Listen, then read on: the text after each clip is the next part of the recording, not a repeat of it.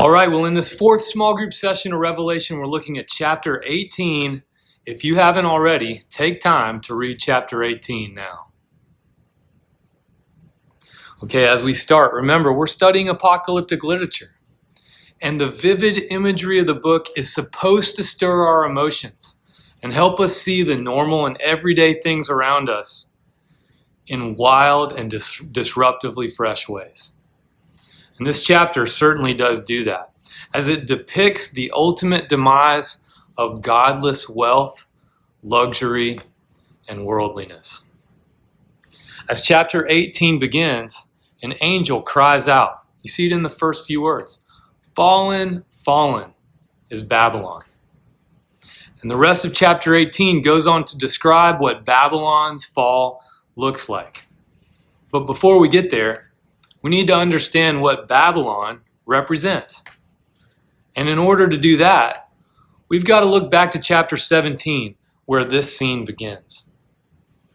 As chapter 17 begins, John sees a great harlot, a prostitute, sitting on a beast. And we're told that she's a woman with whom the kings of the earth have committed fornication. She's clothed in fine and expensive clothing, purple linen, gold jewelry, and on her forehead is a name. We see in chapter 17, verse 5, that her name is Babylon the Great, the mother of whores and of earth's abominations. Now, suffice it to say that there are a number of interpretations of this passage, and some see it as a description of future events, an event that hasn't even happened in our time today. Some see this as a depiction of events that are now in our distant past.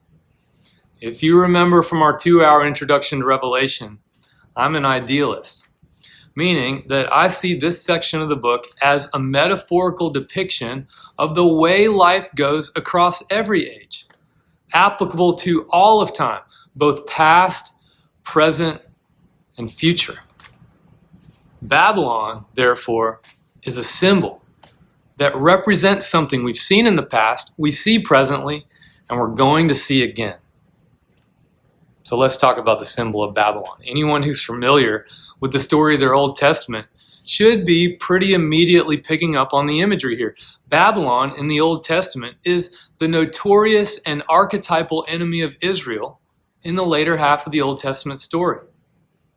The nation of Babylon was a rags to riches overnight success who became the most powerful city-state in the world in the early 7th century BC, and who ruled the entire ancient Near East for a period of about 100 years until its overnight demise in October of 539 BC. Babylon was made great by a powerful king, one whose name many of us know, Nebuchadnezzar. He's made famous in the Old Testament book of Daniel, where we read that Babylon was a world center of culture, commerce, wealth, and luxury. It was literally the world center of international trade, commerce, and politics for a period of about 100 years until its end came overnight, seemingly without any warning at all. That's the image that Babylon represents in this book. It's a papier-mâché matchstick kingdom that looks eternal, but that has a clear expiration date, coming sooner than anyone expects. With that, look again at chapter 18, verse 2 and 3, and understand the imagery afresh. Verse 2 begins, "Fallen, fallen is Babylon the Great. It has become a dwelling place of demons, a haunt of every foul spirit, of every foul bird and every foul and hateful beast. For all the nations have drunk of the wine of the wrath of her fornication. The kings of the earth have committed fornication with her. The merchants of the earth have grown rich with her power and luxury." You know, in the time these words were first written, the nation of Babylon had been gone for 600 years. But here it is in Revelation 18 depicted again, this time, I think, as a symbol of worldliness and godless luxury that continues throughout all ages, which, just like historical Babylon, will one day meet its end. Look at the call in chapter 18, verse 4. As John pleads with his readers to, and here's the quote, come out from her. Because participating with her in her sins means also sharing in her destruction. So here's a question for you.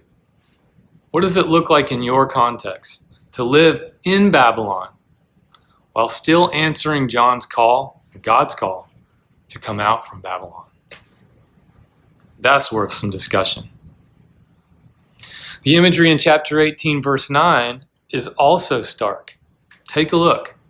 18, verse 9. The kings of the earth, we see, who committed fornication with Babylon, also weep at her sudden destruction. Well, ask yourself this important question. What does it mean for the kings of the earth to commit fornication with Babylon? It's a metaphor for giving oneself wholly and completely to a godless and worldly system of luxury and materialism and the richest of kings. Across every age, those who are at the top of worldly culture, across every generation, are left empty and weeping, so to speak, at the sudden demise of everything in which they trust. Now, you might not be a king, but I know you can relate to that warning. It's a reminder that none of our material possessions are permanent. And to put all of our hope in them is to eventually be left wailing at their eventual loss. I heard someone once say that we spend the first half of our life trying to get as much as we can from other people, and the second half of our life trying to keep as much as we've gotten from everybody else who now wants it. I suppose there's some truth in that. And we've all heard the saying a million times. You can't take any of it with you. Well, let's look at chapter 18, verse 14. And consider these words. The fruit of which your soul longed is gone from you. The NRSV uses some words we don't use often. All of your dainties and your splendor are lost to you, never to be found again. Think about this question. What is the fruit for which your soul longs? I mean, honestly, what's most important to you? What do you most prize? And are you in any way able to actually keep it? What might God be asking you to value to an even greater extent than temporal things?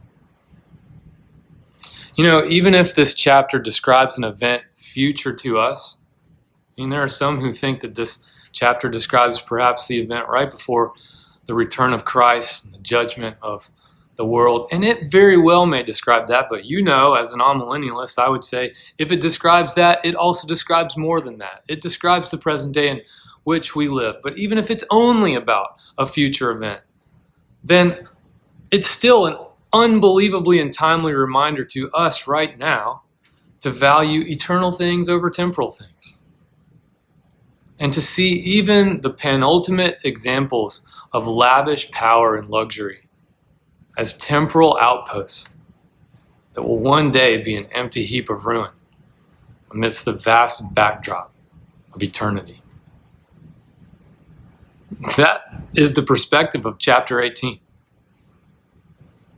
And John's warning and encouragement to us is see it and come out from it. Be in the world, but not of it. Put your heart and hope in things that last.